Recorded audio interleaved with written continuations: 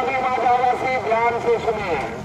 सभी माझावासियों को सूचित करते हुए हिदायत दिया जाता है कि जिले में जहरीली शराब आने की सूचना और आशंका है। आसपास के जिले में जहरीली शराब से कुछ लोगों के मरने की भी सूचना प्राप्त है। ऐसे में सभी माझावासियों से आग्रह निवेदन है कि देसी चुलाई शराब, मीठा महुआ से बने हुए शराब से दूरी बनाए रखें। यदि आपके आसपास कोई देसी शराब बनाने का कार्य करता है तो इसकी सूचना पुलिस को दें।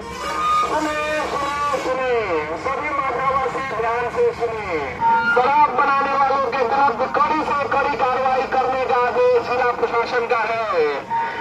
यदि आप शराब पीते पकड़े जाएंगे तो आपको जेल भी होगी और साथ के साथ आप अपना भी नुकसान करेंगे।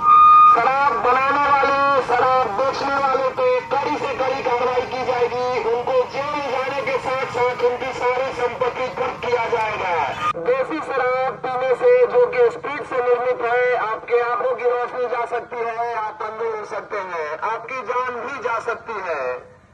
स्वयं एवं स्वयं के परिवार को सुरक्षित रखें, शराब से दूर रहें। सुने।